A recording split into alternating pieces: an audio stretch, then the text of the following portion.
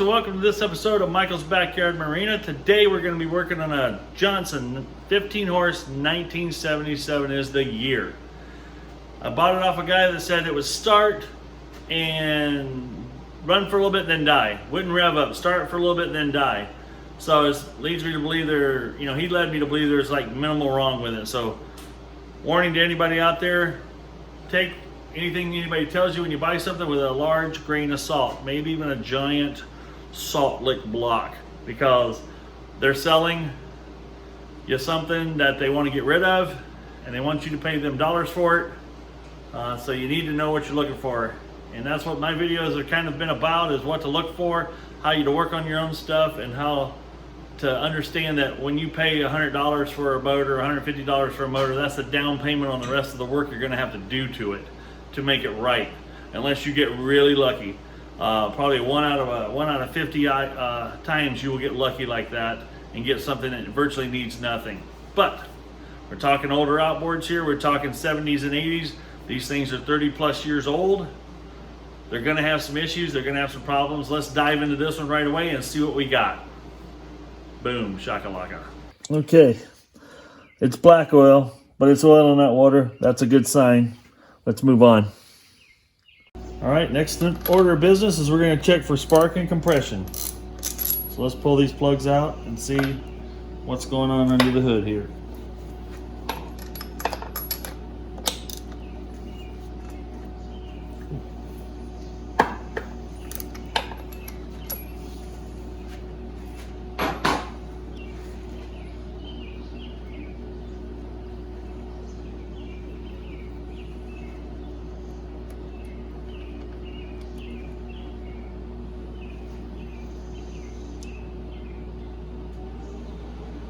That doesn't impress me a whole lot.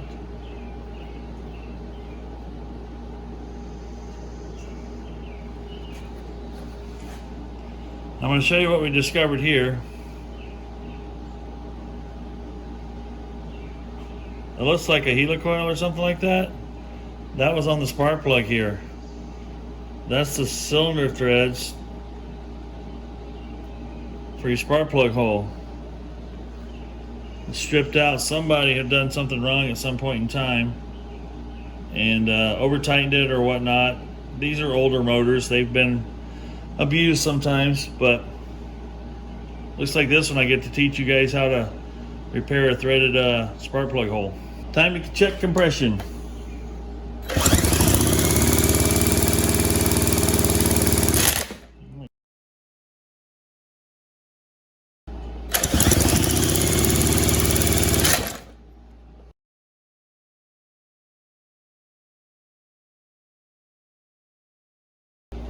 Now we're going to check for spark. I'm going to try not to get knocked on my butt here.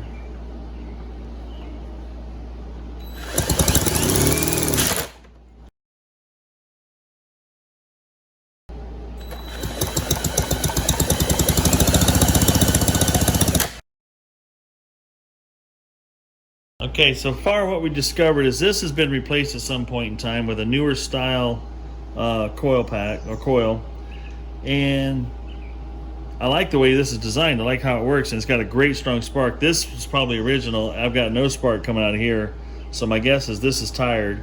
We're going to pull the flywheel off anyway and check the points just to make sure the points aren't the culprit. But the points look good, and this still doesn't have a spark. I'm gonna have to replace this and get spark to that upper cylinder. Bottom cylinder, as you see, throw some magnificent spark. Once you get it grounded to the spark plug, beautiful blue spark.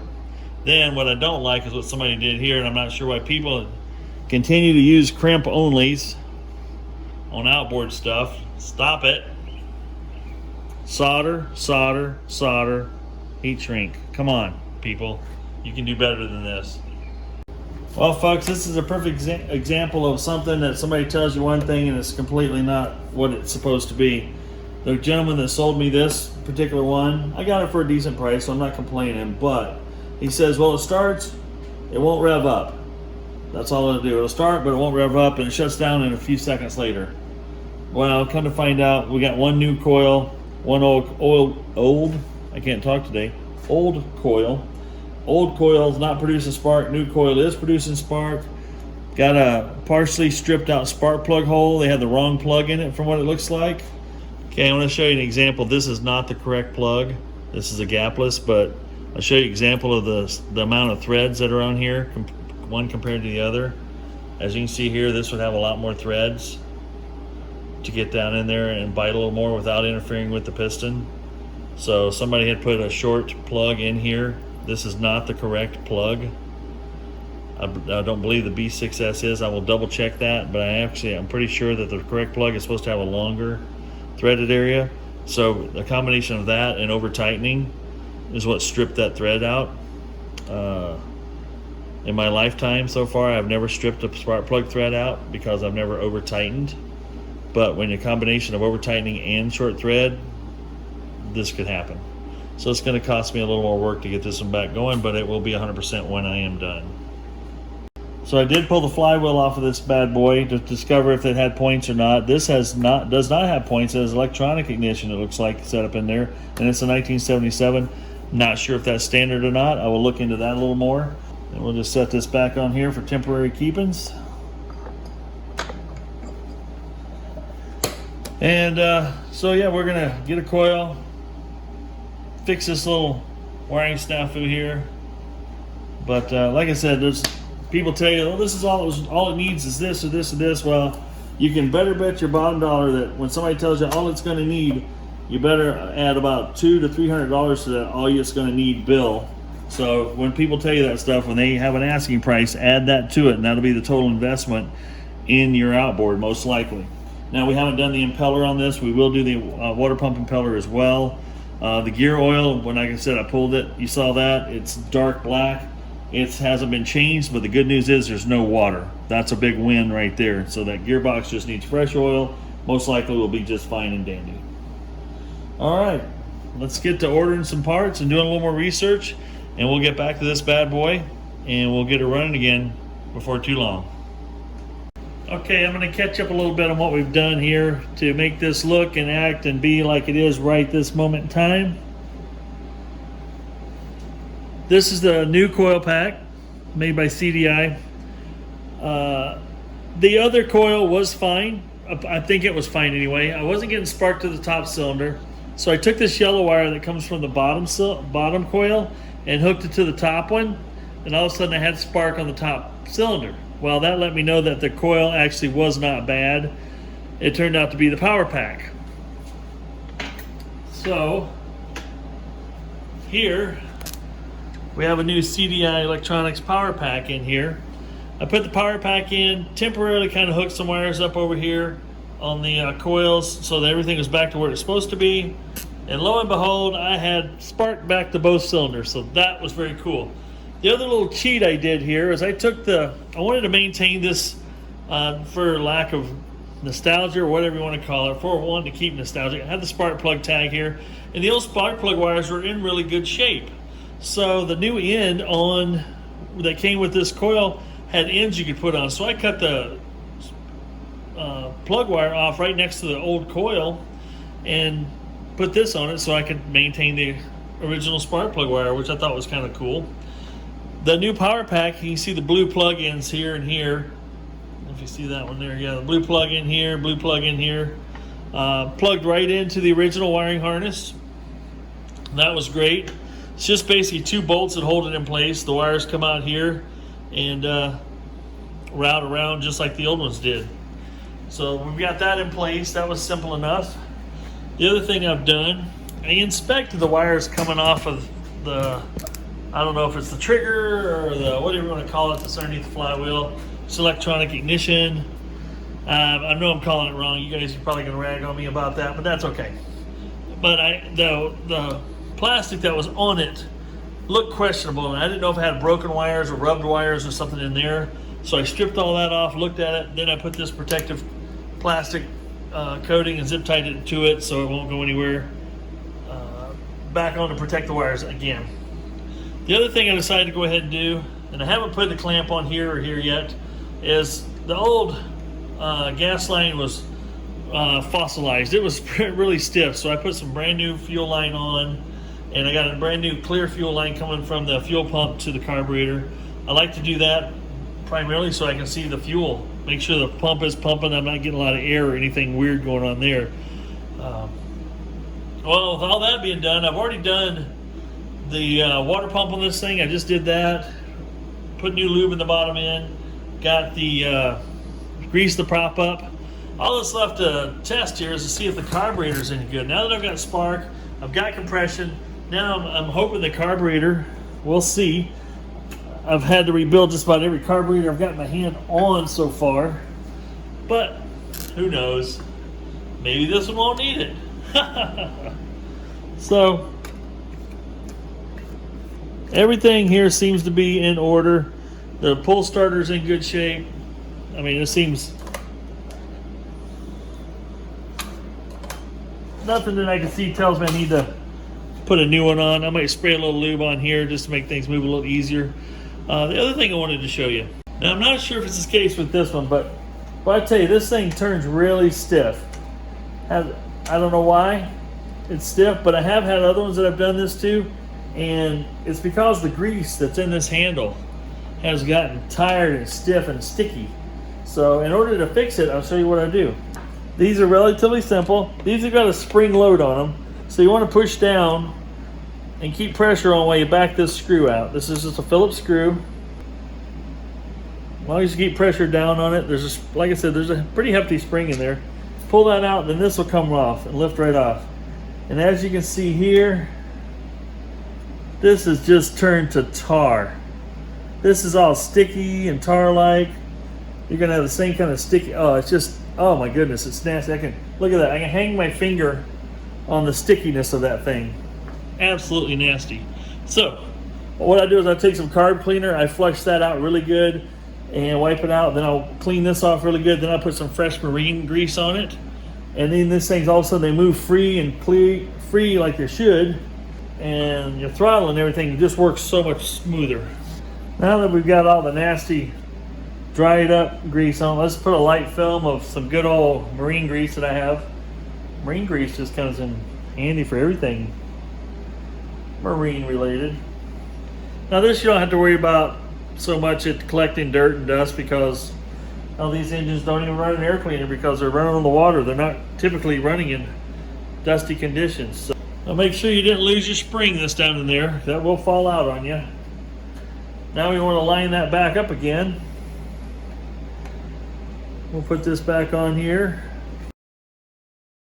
Once you get all the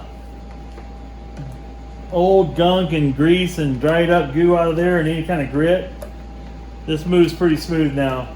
It does have resistance, which is what you want, because when you don't want it to flop around RPM wise. You want to be able to, if you want to troll, you want to be able to have this thing kind of lock in a position, but you also don't want to take a gorilla grip to try to get that to move either. That seems to be working pretty good right there. I think we're going to throw this in the tank and see if she'll fire. I don't see why we wouldn't. Like I said, the only thing I haven't touched on against the carb, everything else ignition-wise has been good. We got the stripped-out spark plug fixed. We got the new power pack. We got the lower end gearbox all dealt with. Well, let's just put some gas in it and see what happens. I may have to still go after that carburetor. I've got a carb kit already on hand, but if it runs just fine without a carb kit, then why mess with it?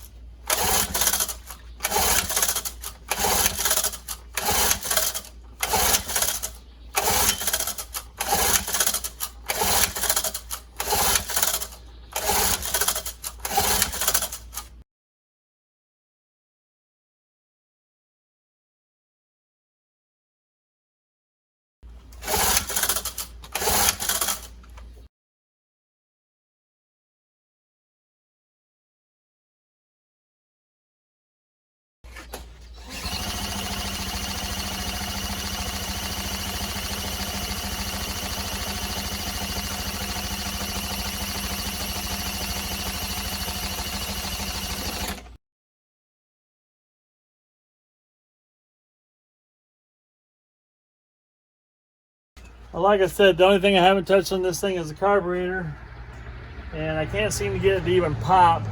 I pull the spark plug out, it doesn't even smell like gas. There's no gas even getting through the carburetor right now. So I'm gonna try a little fuel injection to see if I can get it to at least pop.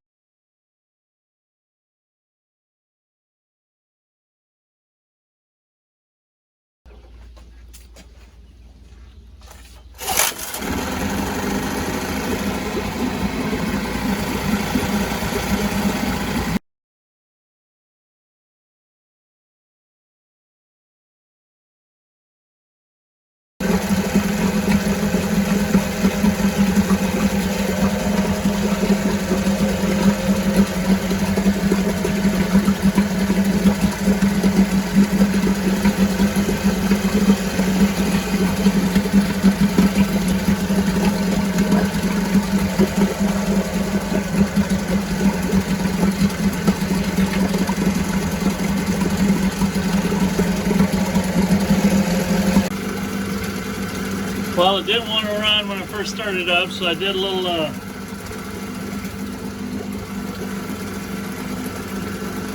redneck fuel injection.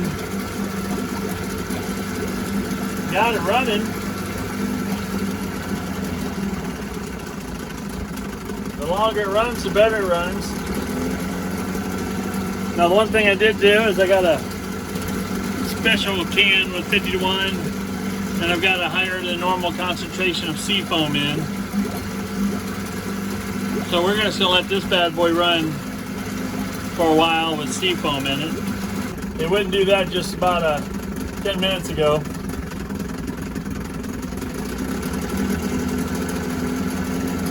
So we're just gonna let that bad boy sit there and run like it's gonna run all day. Well, folks, I'm not one to normally believe in miracle cures. As you know, this carburetor needed some work. It didn't run. It wasn't going to run. I squirted some juice in there and it ran. Now, I definitely don't recommend using starter fluid in any of these two-stroke outboards unless it's especially designed for two-stroke, because you're making it run without the oil, and then it's going to make your bearings run dry and you could actually burn something up. Yesterday, we had a thunderstorm come up. So I had to put me a little umbrella up over what I had going on there to keep the Johnson dry. I let this thing run for over an hour with the concoction of about 8 to 10 ounces of seafoam and my 50-to-1 mix Amsoil 2-stroke fuel. And this thing ran better and better and better as I let it run. Like I said, let it run for over an hour. Well, the true test is going to be, will it start this morning? Now, I have hooked up the regular gas back to it. And we're going to pump it up here. And this doesn't have any extra stuff in it. This is just your normal 50-to-1 mix. There again, I am using the Amsoil 2-stroke oil in it. We're going to put it to start. Let's pull the choke out. If it runs, then it's fixed. If it doesn't run, then I got to go into the carburetor.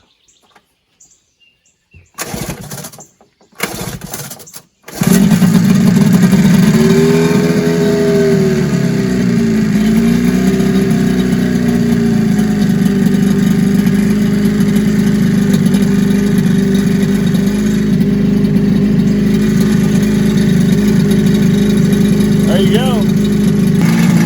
Can't argue with the results.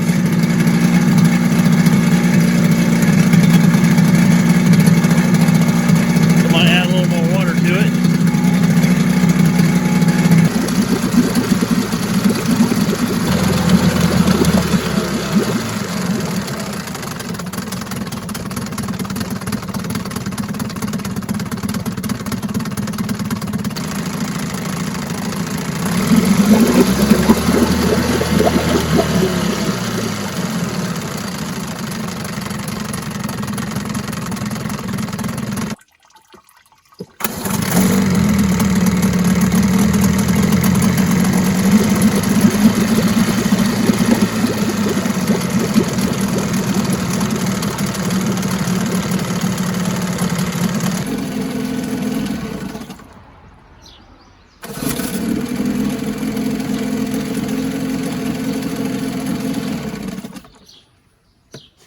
Well, there you have it, folks. Bad boy's running like a top. Easy pull, easy start. Don't get much easier than that right there. Gotta like that. Well, I'm not one to believe in the miracle cures of sea foam or these other magic potions, but every now and then it works out for you. Every now and then you get what you want out of the deal. I just happen to have a couple cans of sea foam laying around that I was going to use to make a little carburetor cleaner concoction, but I decided to mix it up and do this with it. Yes, the rest of the motor we've done a lot of stuff to. We've done the ignition system, we fixed the strip spark plug hole, we got new plugs, new power pack, one new coil. Other coil is relatively new. We got new water pump on it. You can see that pump's like a champ now. It's tip top. The only thing that's left to do is right here, this idle adjustment piece on the side. There's a snap ring that fits on the outside to hold it in place. Well, that's been broke off. The snap ring's not broke, the plastic's broke. And on the knob up front here, half the knob's missing for the idle adjust, for the lean rich idle adjust mixture. But fortunately, I was able to find those on eBay for about $23. I found actually the knob here and the snap ring along with the knob up front, and I got that coming. So once that's here, this thing's done and ready for the market. But only thing left, that there's a little plastic piece here, rubber piece that covers up the gears here. I wouldn't mind finding another one of those before I get rid of it. But that's all that's happened to this guy. I'm pretty tickled with how it turned out. I hope you guys are out there having fun today. It's a beautiful day out here today. It's supposed to be a high of like 84, but it's only 66 to start off this morning. Can't complain too hard about that, can we, folks? Well, I'm gonna let this thing sit here and run for another hour or so, and just to make sure things are settled in and tuned in right. And once it runs for an hour with no flaws, I'm thinking that thing's done, except for the little minor repairs. So you guys get out there, have some fun. If you're not having fun, I'm sorry. You need to figure out how to have some fun. But this is Michael, and I'm out.